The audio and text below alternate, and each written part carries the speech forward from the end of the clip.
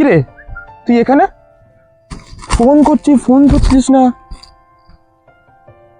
যাক বাবা, একটা জিনিস দেখাই তোকে।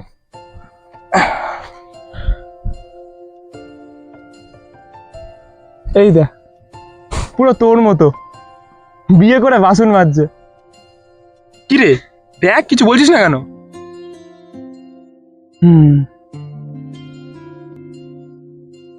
কি রে মানে এটা কি? কি হয়েছে? গার্লফ্রেন্ডের সঙ্গে ঝামেলা হয়েছে নাকি অফিসে বসের সাথে? আকাশ, আমি কাল ব্যাঙ্গালোর চলে যাচ্ছি।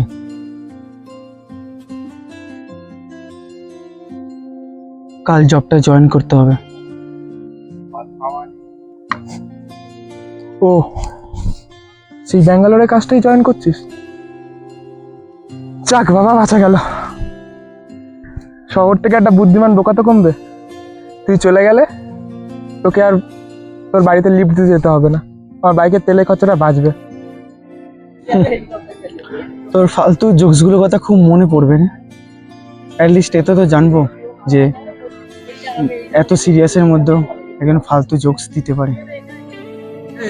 মনে করবি মানে? তখন তো আমায় ভুলেই যাবি। নতুন বন্ধু পাবি, সাউথ ইন্ডিয়ান বন্ধু, তখন আকাশ কে হুইজ আকাশ। তুই সবসময় ফাজলামো কেন মারিস বলতো? আমি সিরিয়াস কথা বলছি। এমনি ভয় লাগছে, বা আমাকে একা ফেলে রেখে যাব, ভয় করছে। কে দেখবে তাদেরকে? আর তুই তো নিজের খেয়ালও রাখিস না, তার মধ্যে আবার একা থাকিস। আমার কথা ছাড়, আমি থাকতে তোর বাবা মার কোনো অসুবিধা হবে না, সেটা তুই নিজে ভালো মতো জানিস। কিন্তু সেটা বড় কথা না। বড় কথাটা হলো, আমি কার সাথে আজ থেকে ঝগড়া করব, কার পকেট থেকে জোর করে চায়ের টাকাটা কেড়ে নেব। আমরা কত বড় হয়ে গেছি না আকাশ?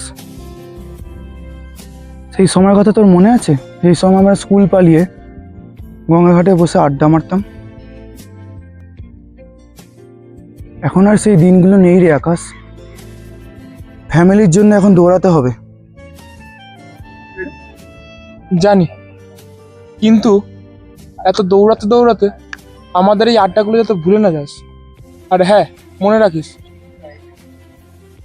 ওখানে গিয়ে কারোর সঙ্গে বেশি ভাব জমাস না যেন, নাহলে আমার খুব হিংসা হবে।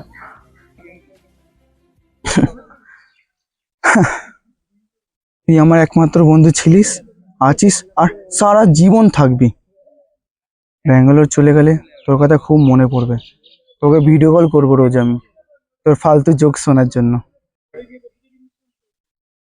অনেক ইমোশনাল ড্রামা হয়েছে। চ, যাওয়ার আগে একটা জায়গা, ভালো জায়গায় বিরিয়ানি খাইয়ে দিবি।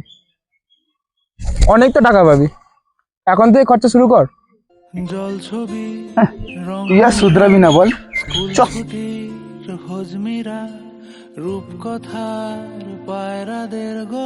বন্ধুত্ব মানে শুধু একসাথে থাকা নয়, দূরত্বেও একে অপরের ভরসা হওয়া।